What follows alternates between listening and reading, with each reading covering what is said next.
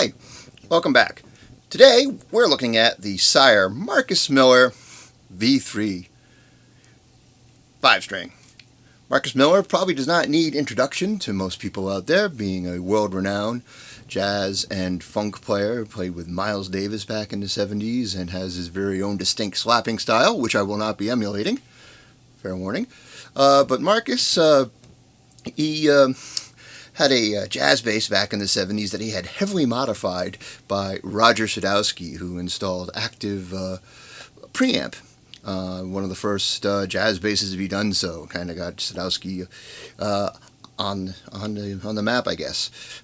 He used to have a Fender signature. A few years ago, for whatever reason, he decided to move on to his company Sire, and with the mission of making high-quality, affordable basses, from what I can tell. That may or may not be the mission, but that's what they've come up with. This here retails for around, I don't think, around $480. If you can find them, they tend to go out of stock very quickly. But you can see it's a pretty standard-looking jazz bass with a unique headstock, so as not to be sued. It has a mahogany body with a maple neck and a rosewood fretboard, and the special Marcus Miller pickups and preamp. It also has a passive mod as well. This one here is on loan to me from my good friend Steve Lane. So we'll just ignore this little blemish here on the body that Steve put there. I did not. But this is a current model you can buy, even though this one here isn't one you'd grab off the shelf. Otherwise, I mean, pretty standard. It has a unique bridge to Sire, which gets a few people upset because it's hard to change out, but you can string it through the body or through the end bridge. And you have open back tuners. Out of the box, it's a pretty decent setup. One thing that's very nice that you don't see at all in this price range is the rolled fingerboard edges. So this is something that Fender does and a lot of top-end manufacturers do. It gives you that broken-in feel of what an older bass feels like. So the frets are dressed very nicely. And like I said, the fingerboard is rolled off, so it's nice and smooth. Neck is probably a little thinner than your standard jazz bass. Something that you would consider, though, to be very fast to play.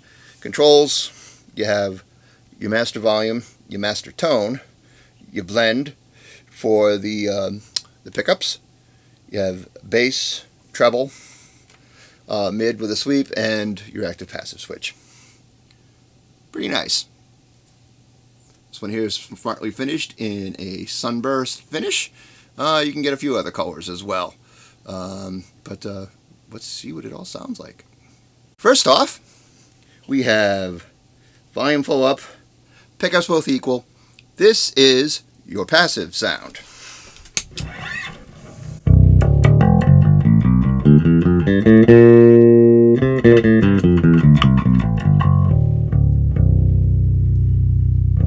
Now let's switch it over to active and see what it sounds like.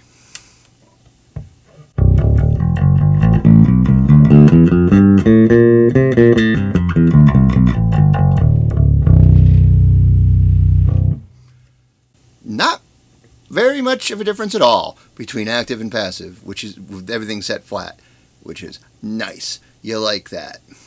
So because some basses, you know, there could be a boost going over to the active side, and even though everything's flat, there could still be some sort of effect on the tone. I don't get any of that with this preamp, so that gets high marks for me.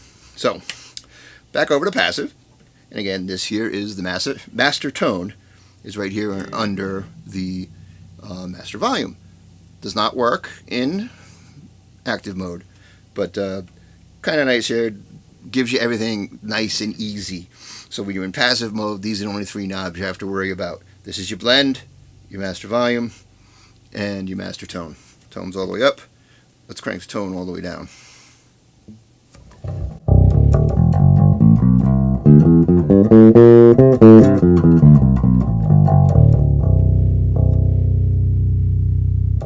Not bad. Tone back up all the way. And you should be hearing some 60 cycle hum, which these are single coil pickups, so you're going to get that. This is bridge pickup with tone up all the way.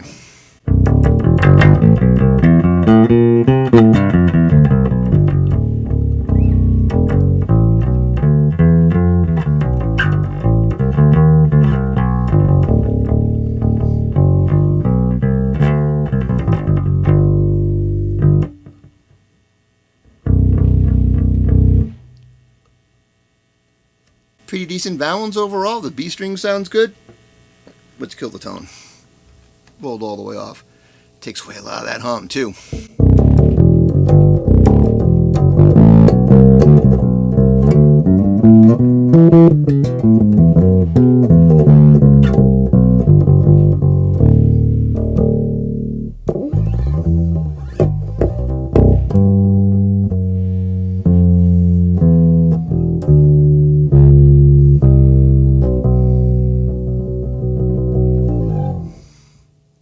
Tone up all the way. Let's go to bridge pickup all the way. Bridge pickup full on.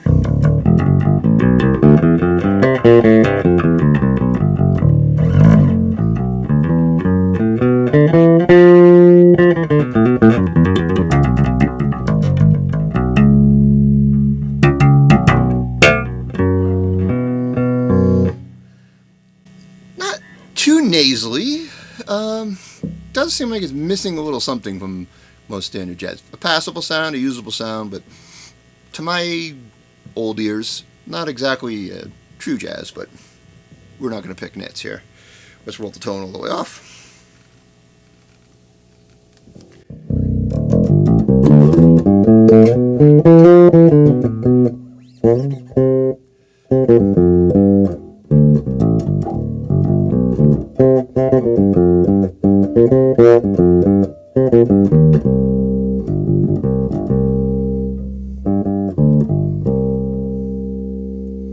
Haha, faked you out. Didn't do the full riff. Let's go with the tone all the way up, and let's favor the bridge a little. Very common sound. And then we'll back the tone off a little too. I'm sorry. This is a very common setting that a lot of people like on jazz basses.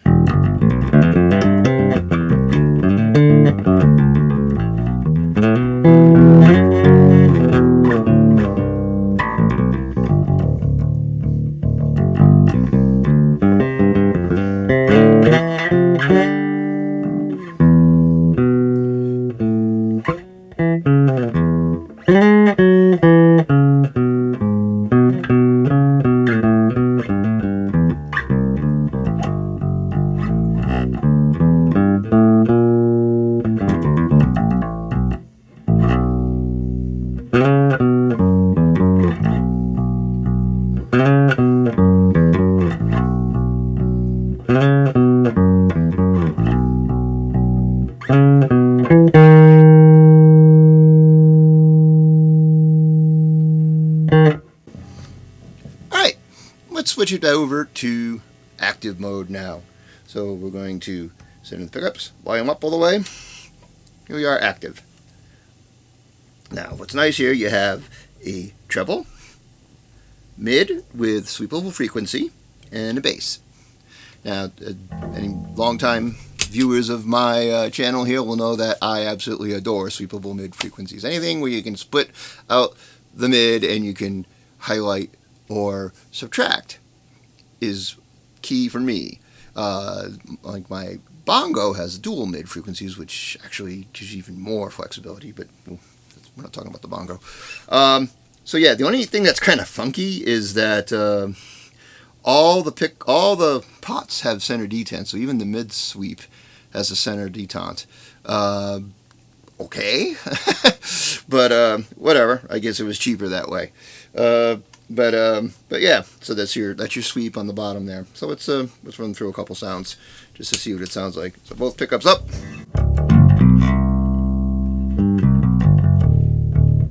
And it's with the tone all centered. Let's boost the bass.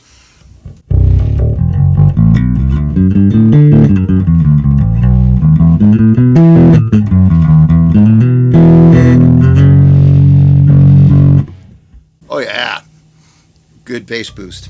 Let's cut the bass. That wasn't even up all the way. I'm cutting the bass all the way though. We don't need none of that. Treble up all the way.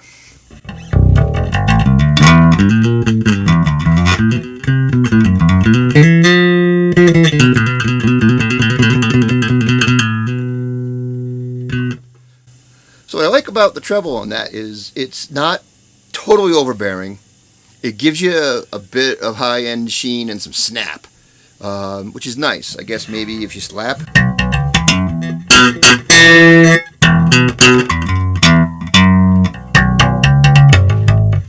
that would help. I suck at slapping, so I apologize, and I told you I wouldn't slap, so oh well. So useful. Here's the treble all the way off.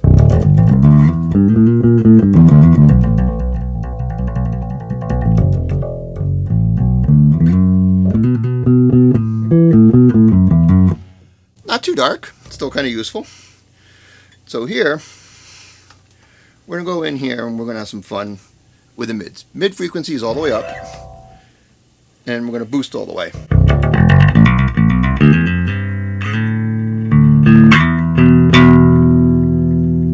So that's with the bass and the treble flat, and the mids at the highest frequency boosted all the way. You can see where that can probably maybe cut through a nice little boomy area there.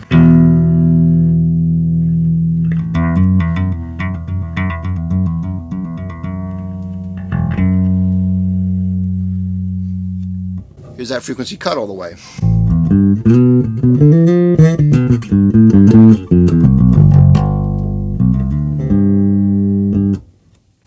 Now I'm going to go to the lowest mid frequency and have it cut all the way.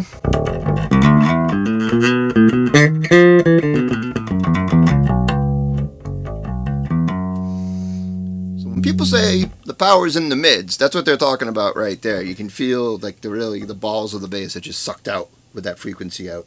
Now let me boost that one all the way.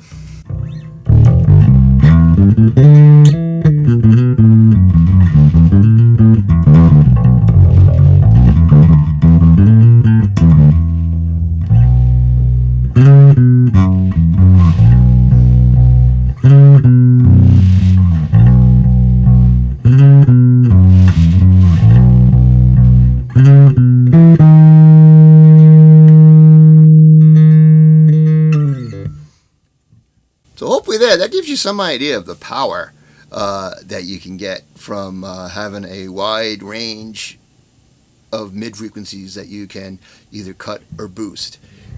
Remember, the bass and the treble were centered on that.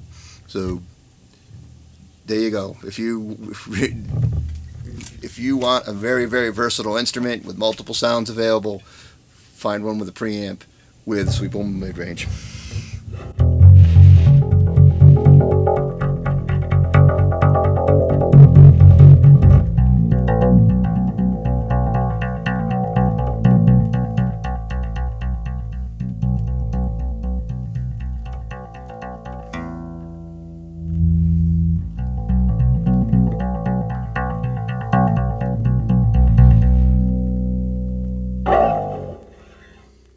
So that's fun. Did your noise? Did your bridge pick up?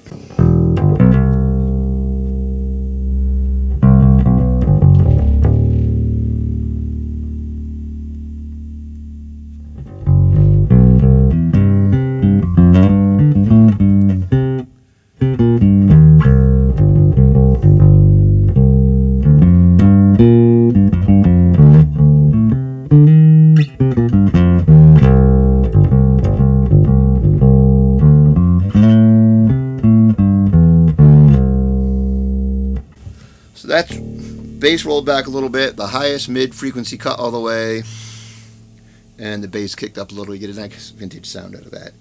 Same tone settings. Let's go back to the bridge.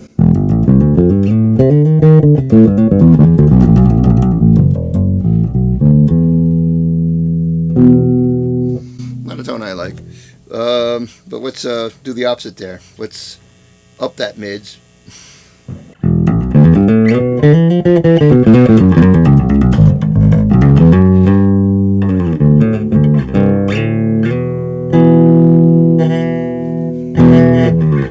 Cool.